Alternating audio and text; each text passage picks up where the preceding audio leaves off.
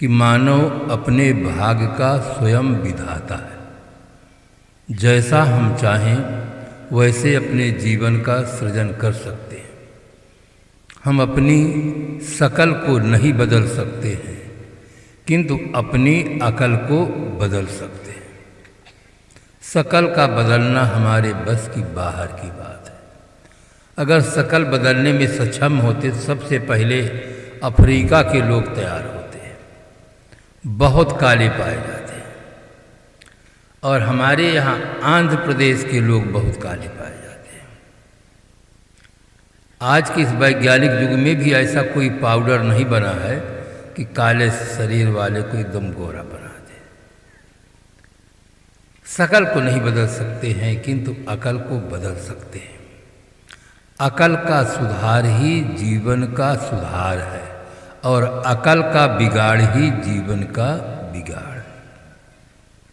अभी इस समय अगर किसी की घड़ी 10 बजा रही हो तो घड़ी वाले तुरंत जान करके कहेंगे कि आपकी घड़ी बिगड़ गई। घड़ी बिगड़ जाती है, हमें पता चलता है।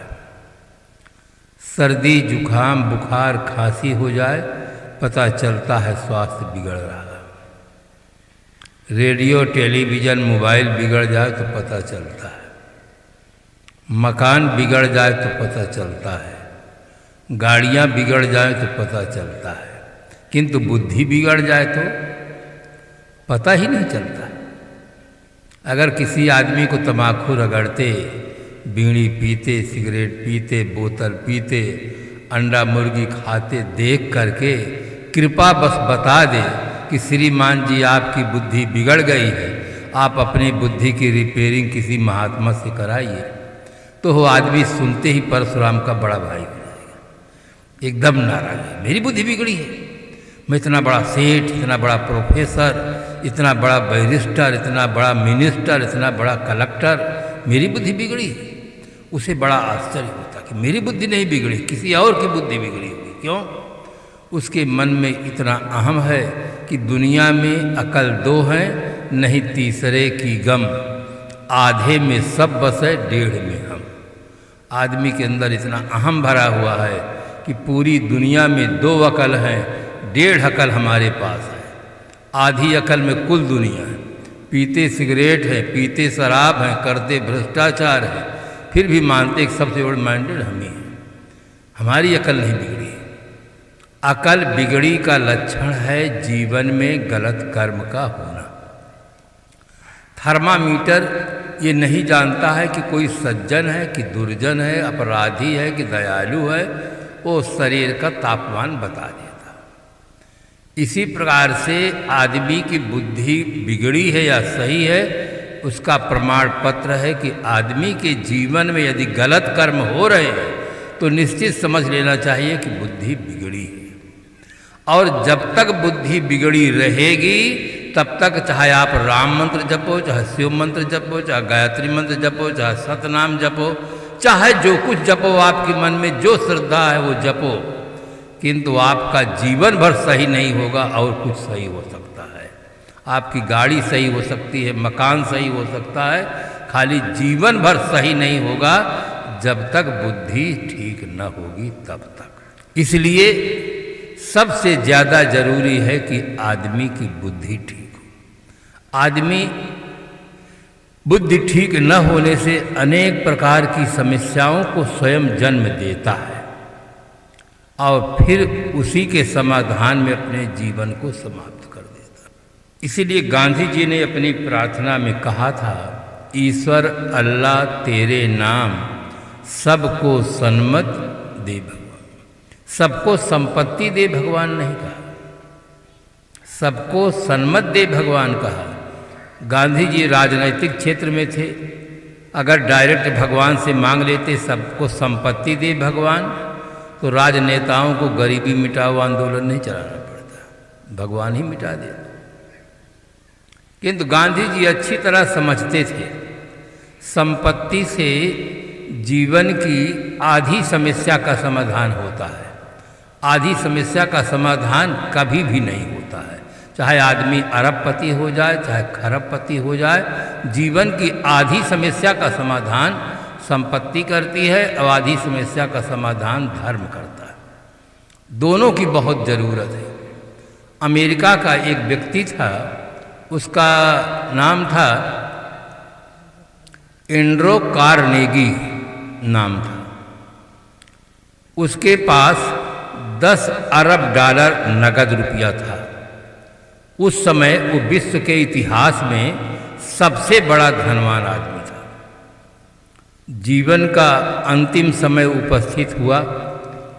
मित्रों ने पूछा कि आप दुनिया के सबसे बड़े धनवान आदमी हैं, संसार से संतुष्ट होकर, प्रसन्न होकर आप जा रहे हैं। उसने कहा, चलते समय मेरा दिल क्यों दुखाते हो? मेरे समान दुनिया में कोई दुखी आदमी नहीं है। मित्रों को बड़ा आश्चर्य हुआ कि जो दुनिया का सबसे बड़ा धनवान आदमी हो और जीवन के अंतिम में ये कह रहा हो कि मेरे समान दुनिया में कोई दुखी आदमी नहीं है। उन्होंने कहा, इसका राज खोलिए। क्या हम सबको यही संदेश देंगे कि दुनिया के सबसे बड़े दुखी आदमी थे? आपको क्या नहीं मिला है, आप क्या नहीं कर पाए हैं, इसका राज खोलिए। आप इतना दुखी क्यों अपने को बताते हैं? तब उसने अपने भीतर का राज खोला और कहा, मैं सोचा था कि जीवन के अंतिम क्षण तक में 100 अरब डॉलर रुपया कमाऊंगा, जिसमें 10 अरब डॉलर कमाया, 90 अरब डॉलर घाटे से मैं मर रहा हूं। जिस आदमी को 90 अरब डॉलर घाटा महसूस हो रहा हो, सचमुच वो दुनिया का सबसे बड़ा दुखी है। आज आदमी पढ़ना सीखा, लिखना सीखा, कल कारखानों का बनाना और चलाना सीखा, नहीं सीखा तो सिर्फ जीवन जीना नहीं सीखा। आज आदमी केवल जीवन जीने की कला नहीं सीखता है, बाकी सब सीखता है। उसका जीवन अभिशाप हो जाता है, वरदान नहीं बनता। जिस समृद्धि को पाने के लिए रात दिन श्रम कर रहा है, रात दिन श्रम कर रहा है, वो संपत्ति आंख मूंदते ही सदा के लिए छूट जाएगी। एक शायर ने लिखा, उसने कहा कि मैं बहुत बिजी हूँ, बहुत व्यस्त रहता हूँ, मुझे सत्संग के लिए, साधना के लिए कोई टाइम नहीं, नो टाइम, नो टाइम। उसने कहा कि आप और बिजी हो जाइए, थोड़ी देर भोजन पाते हैं उसको भी बंद करिए, उसको भी धनार्जन में लगाइए, थोड़ी देर आराम करते होंगे उसको भी बंद कर दीजिए, आप धनार्जन और करिए, बहुत बिजी हो जाइए। किंतु मेरी एक बात पहले सुन लो। उनका क्या कहना चाहते हो? उन्होंने कहा, कमा लो चाहे जितने हीरा मोती, खुली छूट, कमा लो चाहे जितने हीरा मोती, पर याद रखना कफन में जेब नहीं होती। कफन में जेब नहीं होती कि आप ले करके चले जाएंगे। ज़्यादा कमाएंगे, ज़्यादा छोड़ कर जाएंगे, कम कमाएंगे, कम छोड़ कर जाएंगे, किंतु ले जाने का कोई उपाय नहीं। ले जाने का एक उपाय है, सिर्फ दे जाना। अगर आप दे जाएंगे तो ले जाएंगे। पाने के लिए आदमी को पहले देना होता है। खेत से अगर आप कुछ पाना चाहते हैं तो खेत को पहले आप बीज देंगे, खाद देंगे, पानी देंगे, सुरक्षा देंगे, तब खेत आपको देगा। यदि आप पहले नहीं देंगे तो खेत आपको कुछ नहीं देगा। व्यापार में आप पहले अपनी पूंजी नहीं लगाएंगे तो व्यापार से आपको कुछ नहीं मिलेगा। सर्विस में आप पहले अपना समय नहीं देंगे तो आपको वेतन नहीं मिलेगा। पाने के लिए पहले व्यक्ति को देना होता है।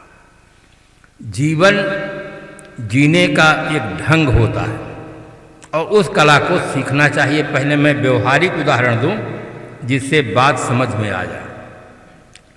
एक संपन्न घर की लड़की थी और उसकी शादी हुई। एक महत्वपूर्ण बात आप और सुने। रामायण में महाराज गोस्वामी जी ने लिखा, बड़े भाग मानुष तन पावा। मनुष्य शरीर बड़े भाग से मिलता है। विश्व की बढ़ती हुई आबादी में संपूर्ण विश्व में 7 अरब के अंतर्गत मनुष्यों की संख्या है। अगर कोई सरकार गणना कर सके तो एक जिला में 7 अरब से ज़्यादा तो खाली मच्छर निकल जाएंगे। कहाँ फिर मनुष्य की संख्या बहुत ज़्यादा है। हम अपने घर में देख ले, जितनी मक्खियाँ हैं, मच्छर हैं, चींटियाँ हैं, क्या उतने आदमी हैं? संभव ही नहीं है। विश्व में बहुत कम प्राणियों को मानव जीवन मिला है। फिर गोस्वामी जी ने बड़े भाग क्यों लगाया? लगा देते मनुष्य तन मिला, बस बड़े भाग विशेषण क्यों लगा दिया? इसमें एक राज छिपा हुआ है। जब परीक्षा फल देने के लिए विद्यार्थी जाता है, उसके सामने प्रश्न पत्र आते हैं, तो उसमें एक ऐसा भी प्रश्न रहता है जिसमें विकल्प रहता है। 2 प्रश्न दिए जाते हैं, एक प्रश्न करना होता है, दोनों प्रश्नों का उत्तर बराबर होता है।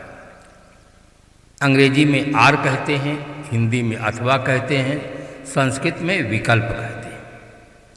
मानव जीवन में ही विकल्प उपस्थित है और किसी जीवन में विकल्प उपस्थित नहीं है। हर प्राणी सांसारिक जीवन जीने के लिए विवश है, वहाँ कोई और उपाय नहीं है। मनुष्य खाने में एक उपाय है, एक चुनाव है। चुनाव आप करने में परम स्वतंत्र हैं। वो विकल्प क्या है? चाहे आप शादी करें, चाहे आप साधना करें। शादी कंपलसरी नहीं है, शादी वॉलेंटरी है, ऐच्छिक है, आपके चुनाव पर निर्भर करता है। आप गलत चुनाव कर लेते हैं, फिर परिणाम अच्छा चाहते हैं, बस यही भूल हो जाती है। चुनाव में आप स्वतंत्र हैं और जैसा चुनाव करोगे वैसा ही परिणाम आएगा। राष्ट्रकवि मैथिली शरण गुप्त जी ने लिखा, 2 पथ असंजम और संजम है तुम्हें अब सब कहीं। पहला अशुभ दूसरा शुभ, इसे कभी भूलो नहीं। पर मन प्रथम की ओर ही तुमको झुकावेगा अभी। तुम न संभलोगे अभी तो फिर न संभलोगे कभी। अगर मनुष्य शरीर पाकर आप नहीं संभलते हैं तो संभलने का फिर कोई उपाय नहीं है। मानव जीवन ही वह जीवन है जिस जीवन को पाकर सत्संग, स्वाध्याय, साधना के द्वारा आदमी अपनी मना स्थिति को निर्मल बनाकर निर्विकार जीवन जीने का सौभाग्य प्राप्त कर सकता है।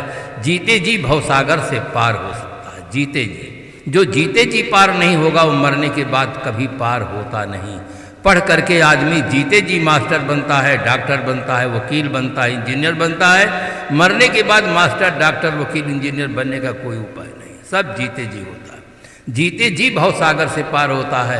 आप अपने आसपास के लोगों में देखते हैं, एक आदमी वो है जो दिन भर श्रम करता है, सायंकाल बोतल की दुकान में जाकर देता है, बोतल पीता है, परेशान रहता है, पत्नी बच्चे सब परेशान रहते हैं। एक आदमी को फ्री में दो तो भी वो बोतल छूता ही नहीं, पीने की बात तो बहुत दूर हो, कहते हटाओ हटाओ हमारे पास है, इसको हमें जरूरत नहीं है। एक आदमी वो है सर्वस्व दे करके प्राप्त करना चाहता है। एक आदमी जो छूता ही नहीं है, वो जीते जी पार है। चाहे संसार में शराब रहे अथवा न रहे, उससे कोई मतलब नहीं है। इसी प्रकार से जितनी आसक्तियां हैं, अभी साहब ने बताया कि 5 विषयों की जितनी आसक्तियां हैं, जीते जी भजन, भक्ति, सत्संग, स्वाध्याय, साधना के द्वारा जो प्राप्त कर लेता है, निर्विकार जीवन बना लेता है, वो जीते जी भवसागर से पार होता है। महाराज गोस्वामी जी ने बहुत सुंदर उपाय बताया भवसागर से पार होने के लिए। विरत विवेक भक्ति दृढ़ करणी, अमोह नदी कह सुंदर तरणी। तो मैं उदाहरण दे रहा था कि एक संपन्न घर की लड़की थी। संपन्न घर में शादी हुई, बहुत बड़ा परिवार था। शादी होके जैसे ससुराल में पहुंचती है, ससुराल वालों के मन में एक भाव पैदा हुआ कि बहुत बड़े घर की लड़की आज हमारे घर में आई है, आज इनके हाथ से भोजन बनवाएं और खाएं सब लोग। निर्णय लिए खीर, पूड़ी और सब्जी 3 चीज़ बनाया जाए। सब सामान दे दिए। अब उस लड़की के सामने ये आज एक बहुत बड़ी समस्या खड़ी हो गई। वो इतने संपन्न घर की लड़की थी कि उसके घर में नौकर भोजन बनाते थे, वो कभी भोजन बनाई ही नहीं थी। माँ ने कभी ध्यान नहीं दिया कि ससुराल में जाएगी, इसे कभी भोजन बनाना पड़ सकता है। माँ ने भी ध्यान नहीं दिया, उस लड़की ने भी ध्यान नहीं दिया, केवल डिग्री प्राप्त करने में लगी रहेगी। आज उसके सामने समस्या खड़ी हो गई। अगर वो कहती है मैं खीर बनाना नहीं जानती हूँ, तो लोगों के सामने एक प्रश्न होगा, इतने बड़े घर की लड़की, क्या इसके घर में कभी खीर नहीं बनी होगी? खीर बनाना नहीं जानती है। एक तो बनाना भी नहीं जानती, दूसरा पूछती भी नहीं है। 2 गलती करती है। खीर बनाने में उसने हींग का बघार लगा दिया और खीर बना दिया, और चीनी नमक पास में थे, चेक नहीं किया, दोनों सफ़ेद होते हैं, चीनी की जगह पर नमक डाल दिया, खीर बन के तैयार हो गई। कढ़ाई में घी डाला, घी ठीक से गर्म नहीं हुआ, पूड़ी बेल बेल करके निकालने लगी, पूड़ी समैठ गई। सब्जी बची, सब्जी में इलायची का बघार लगा दिया, और जो चीनी बच गई थी उसको छोड़ दिया, भोजन बनकर तैयार हो गया।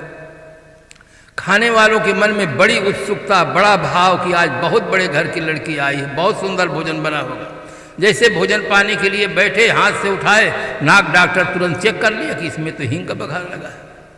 किसी प्रकार से अंदर ले गए तो जिहवा डॉक्टर चेक किया कि इसमें चीनी की जगह पे तो नमक है, खीर को रख दिए। अब घी की पूड़ी है, न हाथ से टूटे न दांत से टूटे, क्योंकि घी गर्म नहीं हुआ ठीक से और पूड़ी उससे बैठ गई। सब्जी उठाते हैं तो उसमें चीनी भरी हुई, सामान सब खर्च हो गया और सामान सब बिगड़ गया। सामान भी सब खर्च हो गया, सामान भी और भोजन भी बिगड़ गया।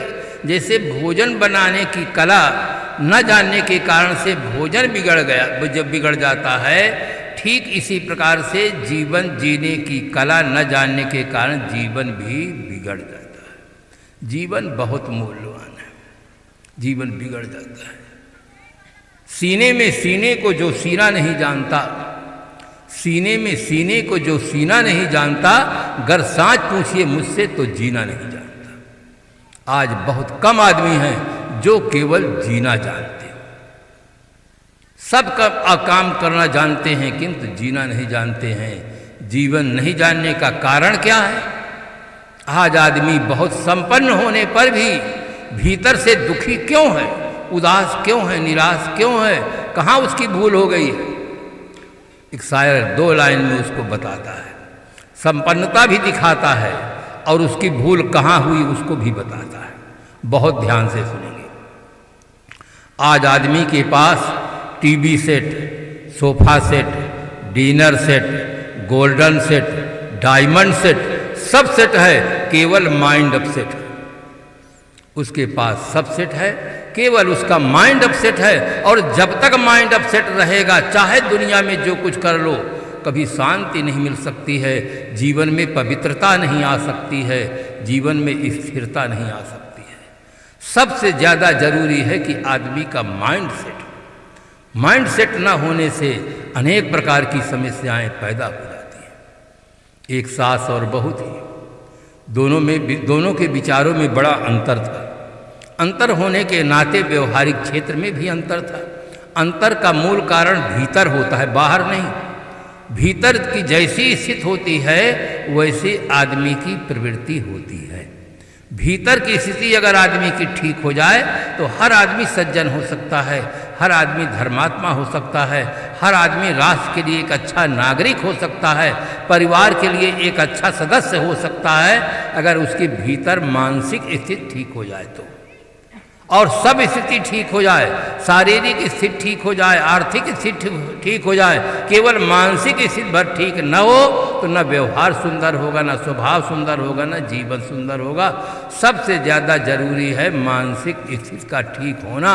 और आज आदमी सबसे ज़्यादा लगा हुआ है आर्थिक स्थिति को ठीक करने के लिए, मानसिक स्थिति तरफ ध्यान ही नहीं दे रहा है। इसीलिए आज आदमी भीतर से परेशान। सास और बहू के विचारों में अंतर था। कुछ दिन के बाद बहू रानी को बेटा हुआ, 1 साल हो गया। बहू रानी को कहीं बाहर जाना था और दिन भर उसको इधर उधर जाना था। बेटा छोटा था।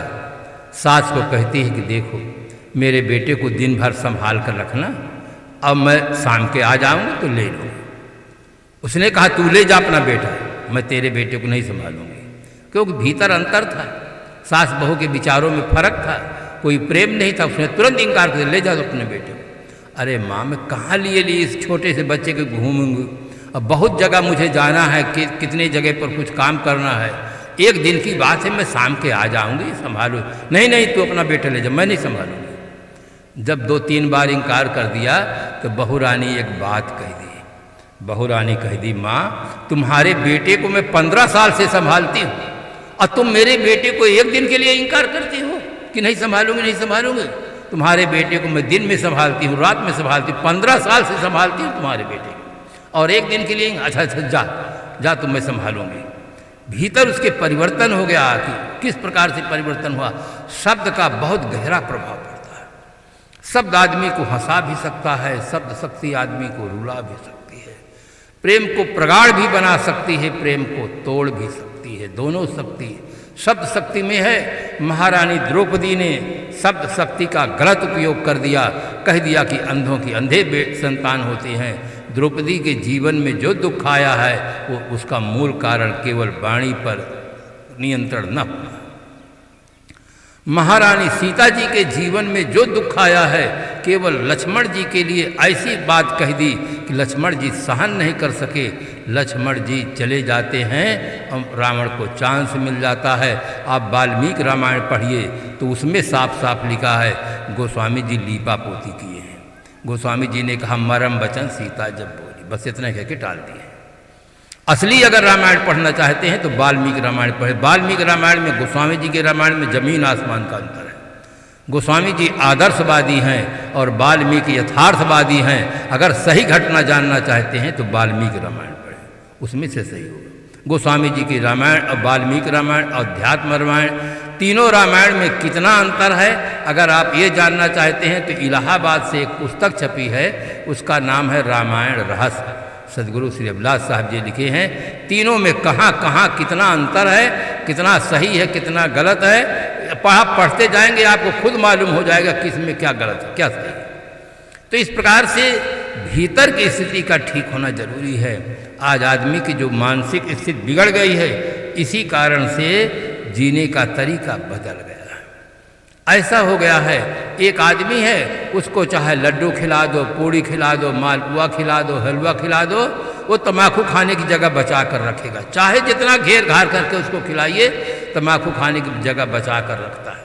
वो समझता है कि सबसे मीठी चीज़ तम्बाकू है, तम्बाकू नहीं मिला मानो कुछ नहीं मिला। चाहे उसको मौसम्मी का रस पिलाइए, संतरा का रस पिलाइए, दूध पिलाइए, परंतु जब तक जहर बीड़ी नहीं पिएगा उसको कोई मज़ा नहीं आएगा।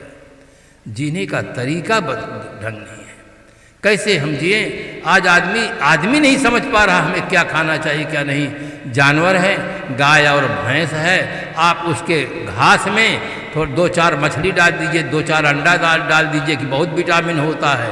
आज इतना भ्रम फैलाया गया है, संडे हो या मंडे रोज खाओ अंडे, अंडे में सारा विटामिन पहुंच गया है। अब अंडा होता कहाँ से है? मुर्गी से।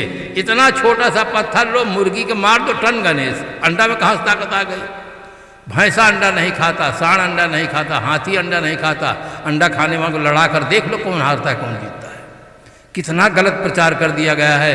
गाय और भैंस जानवर हैं, एको क्लास नहीं पढ़े, विद्यालय गए ही नहीं, विद्यालय है भी नहीं इनके लिए कि तो घास में अगर अंडा धर देंगे, मछली धर देंगे तो खाएगा नहीं, भूखों मर सकते हैं, खाएगा नहीं। और ये बुद्धिजीवी कहलाने वाला आदमी अनाज भी खाता है, अंडा भी खाता है, मछली भी खाता है। इसको इतना विवेक नहीं है क्या खाना चाहिए क्या नहीं खाना चाहिए, कुछ भी विवेक नहीं। क्या पीना चाहिए क्या नहीं पीना चाहिए, विवेक नहीं है। इसीलिए सबसे ज़्यादा जरूरी आज सत्संग। सत्संग आदमी को जीवन जीने की कला सिखाता है। कैसे हम व्यवहारिक जीवन में जिएं, कैसे रहें, माता पिता पति सास ससुर इन सब के साथ कैसे व्यवहार करें, कैसे हम व्यवहार में रहते हुए परमार्थनिष्ठ जीवन कैसे जिएं, इन आदतों से ऊपर कैसे रहें। आदत ही आदमी को परेशान करती है। मनुष्य एक ऐसा सौभाग्यशाली प्राणी है जो चाहे और पुरुषार्थ करे तो सभी आदतों से रहित होकर के शुद्ध जीवन जीने का सौभाग्य प्राप्त कर सकता है। आपन तेज संहारो। मनुष्य के पास बहुत बड़ी शक्ति है, उसके पास विल पावर है, किंतु उस विल पावर को जगाने वाला कोई सद्गुरु चाहिए। हनुमान जी की शक्ति को बोध कराने वाले जब जामवंत मिल जाते हैं तब हनुमान जी को अपनी शक्ति का बोध होता है। हनुमान जी कहते हैं राम काज की इन्हें बिना मोहि कहाँ विश्राम। ऐसे ही जब सद्गुरु और संत मिल जाते हैं आपको आत्म तत्व का बोध हो जाता है कि जिसकी सत्ता से सब हो रहा है, देखना सुनना खाना पीना हंसना बोलना चलना सोना जागना, अगर वो न रह जाए सब बंद हो जाता है। वो मैं हूँ, मेरे में वो पावर है। ऐसा जब व्यक्ति को बोध हो जाता है, सारी गलत आदतों को छोड़कर शुद्ध जीवन जी करके अपने आप में तृप्त हो जाता है, शांत हो जाता है, जीते जी भवसागर से पार हो जाता है। हमारी घड़ी बिल्कुल सही टाइम पर सवा बज गया है। घड़ी देखते हर घड़ी, घड़ी न जाना कोय, घड़ी देख को कह सका कौन घड़ी क्या हो। कौन घड़ी क्या हो, घड़ी की चाल वीरानी, दुनिया ने सब जान लिया पर घड़ी न जानी। हमें और आपको जो जीवन घड़ी मिली है, इस घड़ी का आदर करें, वर्तमान में सही ढंग से पुरुषार्थ करें और जीने की कला सीखकर जीवन को सार्थक बनाएं।